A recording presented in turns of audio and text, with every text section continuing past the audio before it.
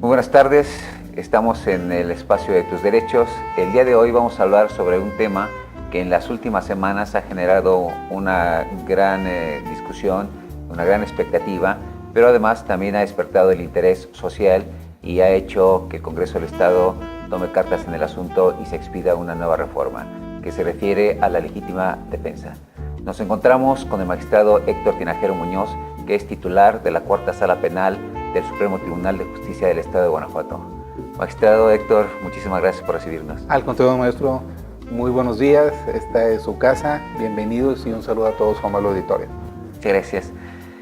Ha aparecido en los medios de comunicación y también en las publicaciones diversas del Congreso del Estado el tema de una reforma al Código Penal para incorporar una nueva causal de legítima defensa y se incluye en lo que es las causas de exclusión del delito.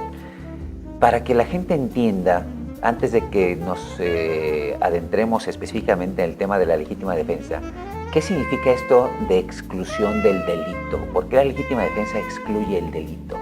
Bien, hablando específicamente del por qué la legítima defensa excluye el delito, debemos precisar primeramente, maestro, que vamos a pensarlo de esta manera para que nos entendamos todos.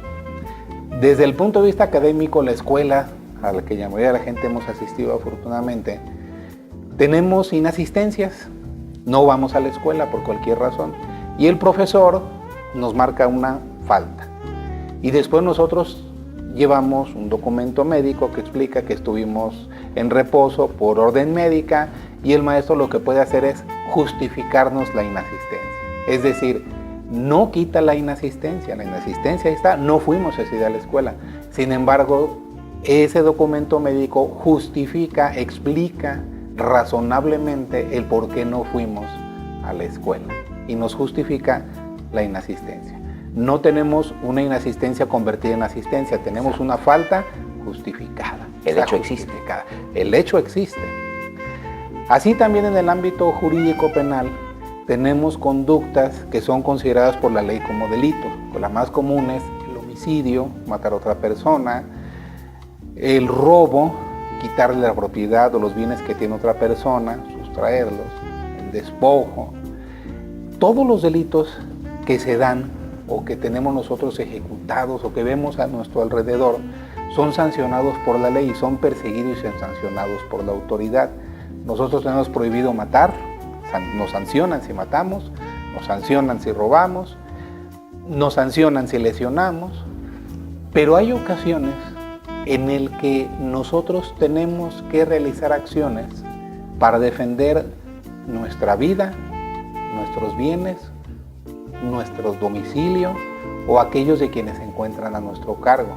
Es decir, podemos quizá llegar a privar de la vida a otra persona, a lesionar a otra persona, pero cuando lo hacemos así, lo hacemos de manera justificada. Es decir, no lo privamos de la vida, no lo lesionamos por el dolo directo de hacerlo, sino que lo hacemos para defendernos de nuestros bienes. En estos casos es cuando la ley estima que se estima justificada una conducta. En términos técnicos diríamos que una causa de justificación elimina la antijuridicidad, es decir, una conducta contraria a derecho, que lo que hace aquel que se defiende no es contra derecho porque es explicable su conducta. Se legitima el actuar. Exactamente, está legitimado su actuar porque se está defendiendo. Esta es una de las diversas causas que excluyen el delito. ¿Qué es excluir el delito? Es decir, de esa conducta que se estima un delito, al justificarse esa conducta porque se actúa en una defensa, ya esa conducta, ya todo ese actuar que se estima delito, deja de serlo. Por eso se excluye, deja de ser un delito. Por tanto no se sanciona. Y por tanto no se sanciona, es correcto. ¿Existen diferentes supuestos o causas de exclusión del delito? ¿Podemos mencionar algunas? Por supuesto que sí. El delito tiene una serie de elementos: la acción, la tipicidad, la antijuridicidad, la culpabilidad. Estos elementos que tiene el delito, cada uno tiene aspectos que lo excluyen. Por ejemplo, la acción. ¿Qué excluye la acción?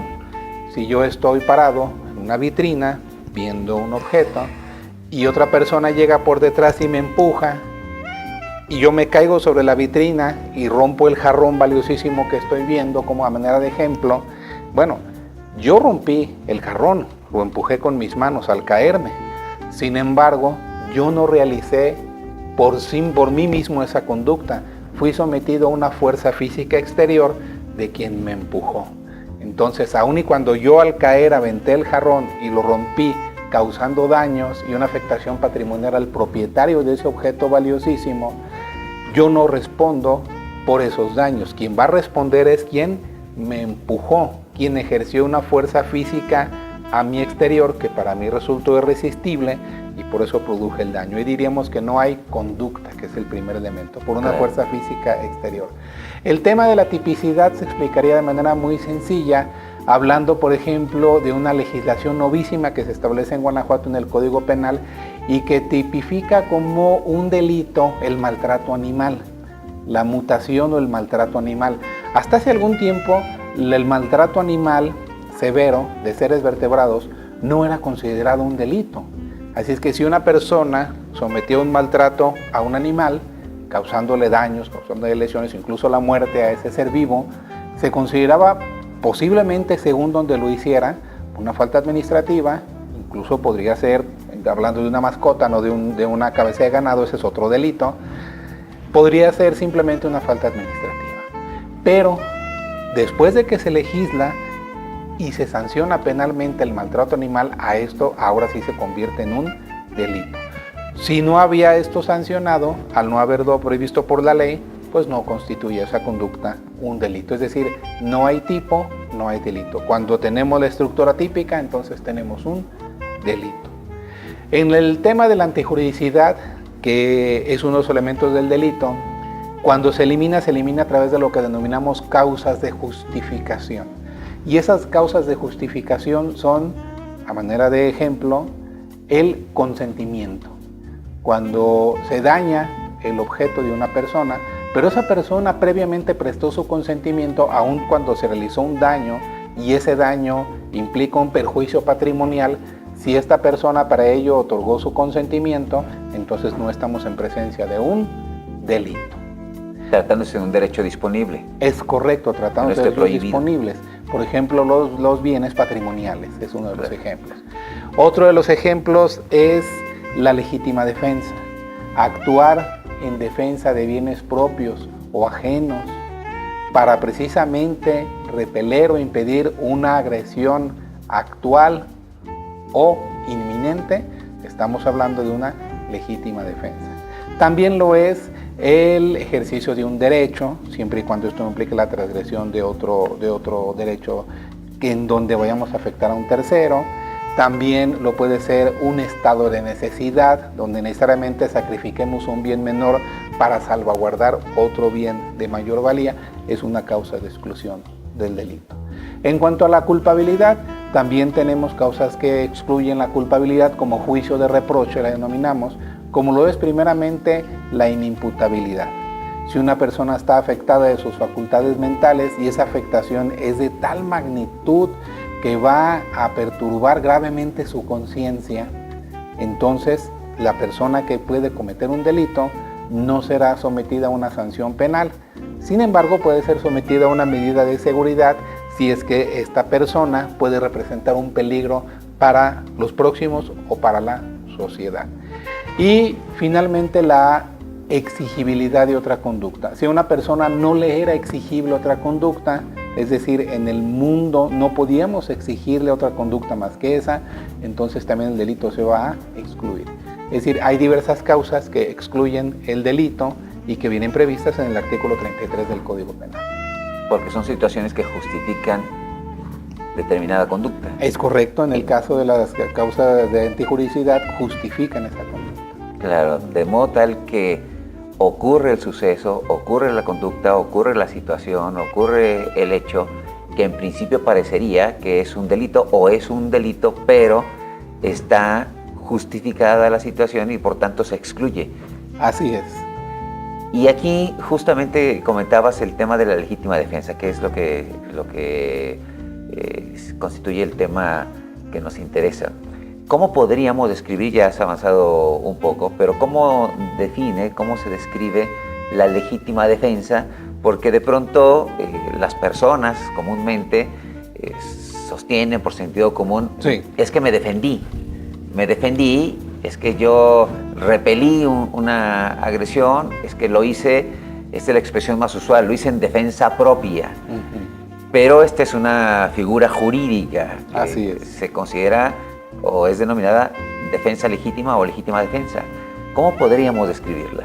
Bien, primeramente habremos de decir que para obrar en legítima defensa tenemos que decir que estoy yo obrando en defensa de bienes jurídicos.